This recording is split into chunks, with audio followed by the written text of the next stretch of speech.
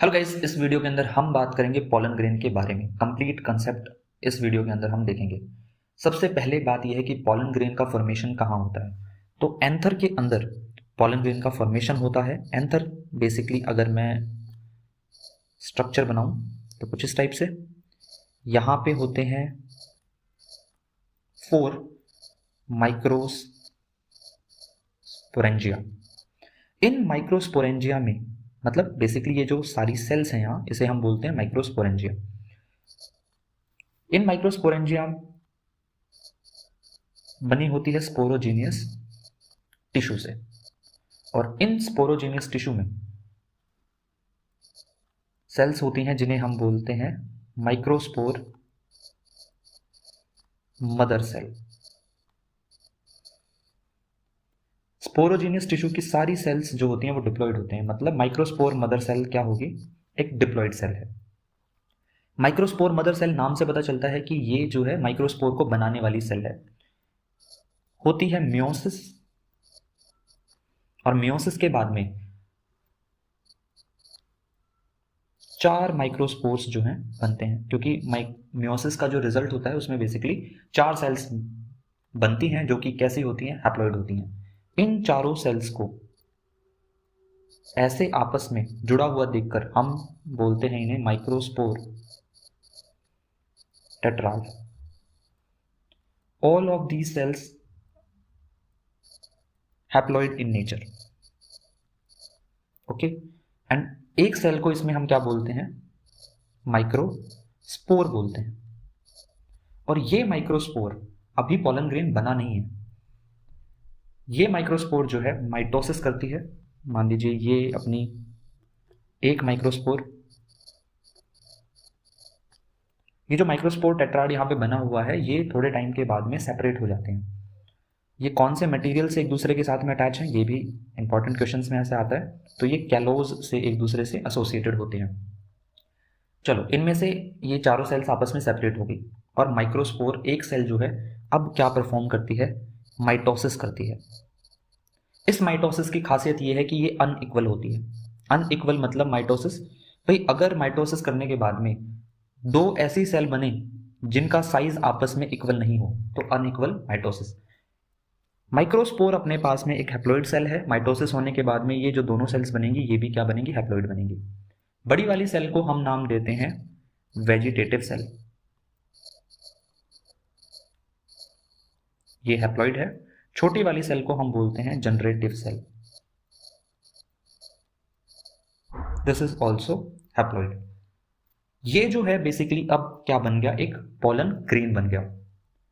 Now this structure, this whole structure will be known as pollen grain. और एक important बात जो आपको यहां पे ध्यान रखनी है वो ये है कि क्योंकि इस पॉलन ग्रेन में 2 सेल्स हैं तो हम इसे बोलते हैं 2 sailed pollen grain.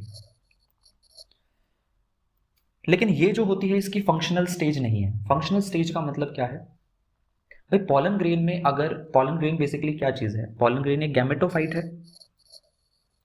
What do you mean by gametophyte? The body which will produce gamete is known as gametophyte.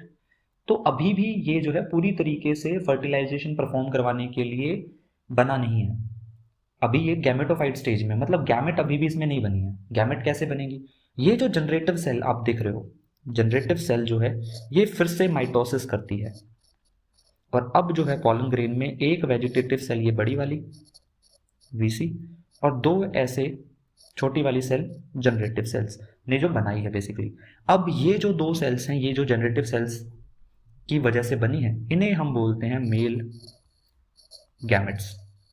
और क्योंकि अब इसमें 3 सेल्स हो चुकी हैं तो इस पॉलन ग्रेन को मैं नाम दूंगा 3 सेल्ड पॉलन ग्रेन। जब भी पॉलन ग्रेन शेड होते हैं, मतलब किसी एंथर में से पॉलन ग्रेन्स निकलते हैं, तो एक साथ बहुत सारे पॉलन ग्रेन्स निकलते हैं। उन मान लीजिए एक बार में 100 पॉलन ग्रेन जो है वो रिलीज हुई है, तो इन 100 पॉलन ग्रेन में से अराउंड 60% जो पॉलन ग्रेन होते हैं, अराउंड 60% जो पॉलन ग्रेन होते हैं वो होते हैं 2 सेल स्टेज में, यानी 2 सेल्ड पॉलन ग्रेन्स वो होते हैं। और इसके 40% जो हैं वो होते हैं 3 सेल स्टेज में।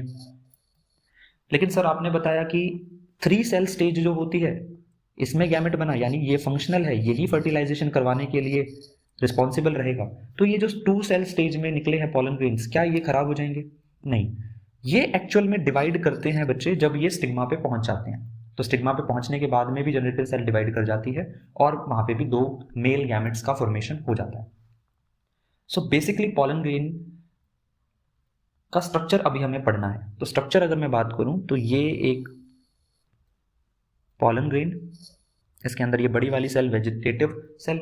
वेजिटेटिव सेल का काम क्या करती है? बेसिकली वेजिटेटिव सेल का काम है इन मेल गैमेट्स को नरिशमेंट प्रोवाइड करना। जनरेटिव सेल की हम 2 पार्ट करते हैं। ये एक 3 सेल स्टेज पॉलन ग्रेन है। जो लेयर अंदर की तरफ होती है वो इंटाइन कहलाती है, और ये जो इंटाइन लेयर है ये बेसिकली बनी हुई होती है मेनली पैक्टिन वगैरह से। इंटाइन के बाहर की तरफ एक और लेयर होती है, और ये लेयर जो है इसमें बेसिकली कंटिन्यूएशन नहीं होती, मतलब बीच बीच में पोर्स होते हैं, जबकि एंटाइन्स में बीच बीच में कोई पोर नहीं होते। इसको हम बोलते हैं एक्साइन, और ये बनी होती है एक खास सब्सटेंस से जिसे हम बोलते हैं स्पोरोपोलेनिन। ये नॉन बायोडिग्रेडेबल होता है, यानी इसे डिग्रेड नहीं किया जा सकता। ऐसा कोई एंजाइम नहीं है अर्थ पे जो बेसिकली स्पोरोपोलेनिन को क्या कर सके, डिग्रेड कर सके। ओके, जो ये पोर बच गया, यानी एक्साइन में जो ये पोर है बेसिकली हम इसे बोलते हैं जर्म पोर। इसका क्या फंक्शन है? जर्म पोर बेसिकली क्या है? पोलन ट्यूब का फॉर्मेशन या जर्मिनेशन करवाने में हेल्प करती है। तो पोलन ट्यूब के जर्मिनेशन में हेल्प करती है। बेसिकली होता क्या है कि इंटाइन जो है वो जो अपनी इंटाइन है वही ऐसे आउटग्रोथ करके पोलन ट्यूब क्या है, फॉर्म कर देगी। तो बेसिकली ये मैंने दिखाया है यहाँ पे pollen tube germination. Okay, so basically ये एक टिपिकल स्ट्रक्चर है पॉलन ग्रेन का।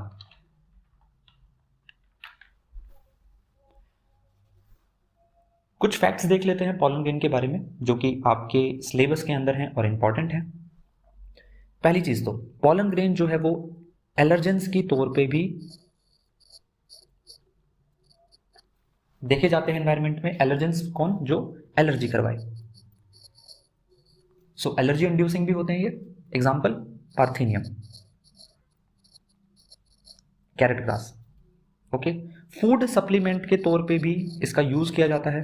कौन यूज करते हैं? हॉर्सेस वगैरह में, मतलब हॉर्सेस को ये एज ए फूड सप्लीमेंट देते हैं, और कुछ एथलीट्स भी इन्हें कंज्यूम करते हैं। इससे परफॉर्मेंस जो है वो इंक्रीज होती है। एक कंसेप्ट होता है वायबिलिटी।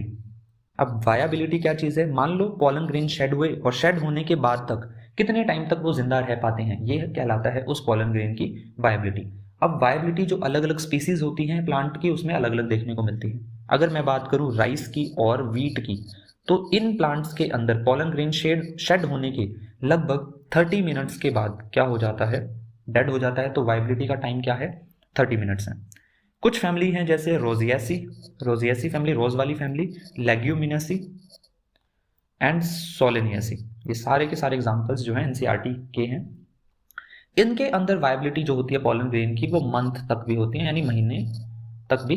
अगर पॉलन ग्रेन हवा में ये है तो डेड नहीं होंगे, ये क्या कर सकते हैं, फर्टिलाइजेशन कर सकते हैं। कई बार पॉलन ग्रेन के अराउंडिंग है, ये किसी भी पर्पस की वजह से हो सकती है, ताकि पॉलन ग्रेन को हो सकता है कि भाई प्रोटेक्ट करके रखना है, या फिर एनवायरनमेंट ऐसा है जो कि पॉलन ग्रेन को डिग्रेड कर देगा, तो इस केस में ये बचाने के लिए होते हैं। ओके, ये ऑयली लेयर होती है, इसको हम बोलते हैं पॉलन